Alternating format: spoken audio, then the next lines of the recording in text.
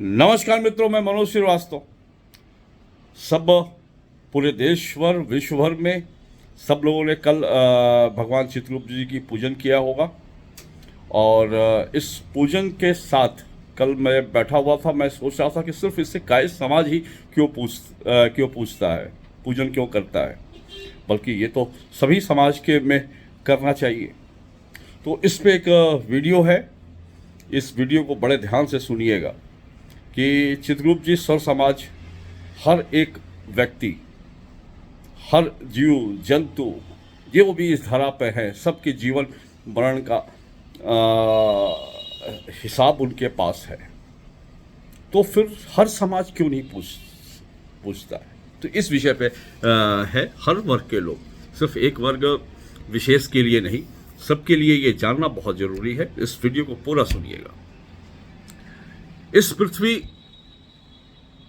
इस ब्रह्मांड, इस आकाशगंगा की रचना जब रची जा रही थी, और वो रचनाकार परम पिता परमेश्वर ब्रह्मा, परम ब्रह्म जिसे कहते हैं, ये सारी रचनाएं उनकी ही बनाई हुई है।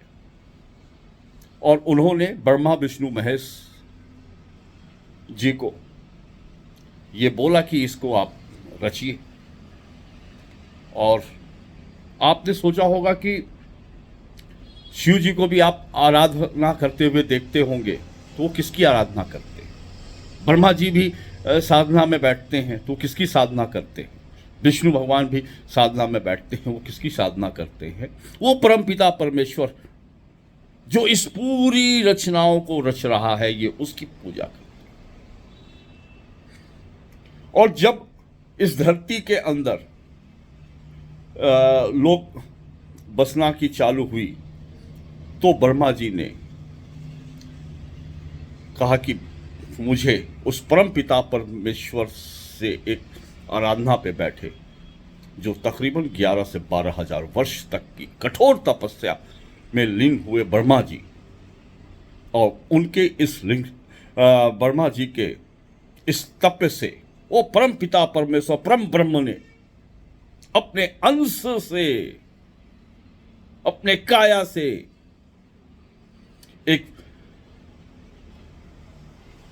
परम ज्योति को प्रज्वलित कर भेजा, जो ब्रह्मा जी के पूरे काया से प्रकट होता है। और वो भगवान चित्रगुप्त जी हुए। और ब्रह्मा विष्णु महेश और उसके बाद चित्रगुप्त, ये चारों समकक्ष हैं, इस धरती के पालक हैं। और उनसे जो निकली जाति, उसको कायस्थ जाति कहा जाता है, क्योंकि 4 वर्ण हैं: ब्राह्मण, क्षत्रिय, वैश्य और शूद्र। और कायस्थ इन चारों वर्णों में नहीं आता। कायस्थों का अपना 5वां वर्ण है, तब ये जाके ये पंच पर वर्ण बनता है। और वो वर्ण तो है कि कायस्थ में जैसे वो सिर से लेके पैर तक में से निकले हैं, तो उस 5वें वर्ण में ब्राह्मण भी है, क्षत्रिय भी है, वैश्य भी है और शूद्र भी है। इन चारों को मिलते हैं तो ये 5वां वर्ण कायस्थ वर्ण बनता है। यही वजह है कि न्यायाधीश का कार्य अगर मिला, तो वो भगवान चित्रगुप्त जी को मिला, क्योंकि वो जब न्याय करेंगे, जो सभी वर्णों से में है, वो वही शूद्र हैं, वही वैश्य हैं, वही क्षत्रिय हैं, वही ब्राह्मण हैं। तो भेदभाव, कहीं किंचित भाव भी ना हो सके, ये उस परम पिता परमेश्वर के अंश हैं। यही कारण है कि ये समाज, जो आज कायस्थ नाम से जाना जाता है, इनकी आस्था, इनकी पैठ, इनकी पहुंच सभी वर्णों में पाई जाती है। यही कारण रहा कि आजाद भारत का पहला प्रचंड आंदोलन अगर किसी ने किया तो जयप्रकाश नारायण जी ने किया। अगर अदम साहस की बात की जाए तो वो इसी समाज से निकले सुभाष चंद्र बोस जी ने किया। अगर सनातन की पताका को विश्व के पटल पे पहुंचाने का काम किया तो वो स्वामी विवेकानंद जी ने किया। बिहार को सींचने का काम अगर किसी ने किया तो सच्चिदानंद सिन्हा जी ने किया। इस संविधान का मूल जो डीएनए कह सकते हैं, संविधान सभा के अध्यक्ष बनने का जो गौरव प्राप्त किया वो डॉक्टर राजेंद्र प्रसाद जी ने किया। इस देश के अंदर प्रथम राष्ट्रपति बनने का गौरव राजेंद्र प्रसाद जी को मिला। आज जिस देश में ईमानदारी के प्रधानमंत्री की अगर सूची निकाली जाए तो उस सूची के शिखर पे आज भी लाल बहादुर शास्त्री जैसा लाल का नाम सर्वोपरि आता है। चाहे वो सुरक्षा का क्षेत्र देख लीजिए, आज ISI एजेंसी जो हमारे परम पूज्य अंकल RK सिन्हा अंकल जी का ने बनाया, जो देश के मंदिरों और सरकारी व्यवस्थाओं की सुरक्षा में लाखों लोगों को रोजगार देने का काम किया। अगर मैं लखनऊ की ही बात करूं तो लखनऊ में हार्ट ट्रांसप्लांट करने का पहला काम divine heart doctor AK Srivastava ने किया।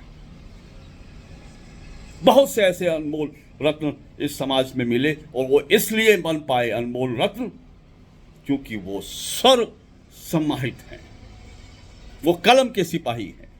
अगर आप व्हाट्सएप चलाते हैं, आप फेसबुक चलाते हैं, आप मेल का इस्तेमाल करते हैं, अक्षरों का को गढ़ने या टाइप करने का या लिखने का काम करते हैं तो आप कायस्थ होते हैं। प्रधानमंत्री जब शपथ लेने के बाद हस्ताक्षर करते हैं तो उस वक्त वो कायस्थ होते हैं।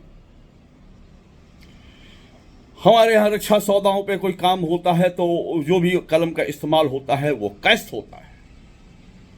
अगर एक श्रमिक भी भाव से अगर काम कर रहा है तो उसके अंदर भी कायस्थ समाहित है।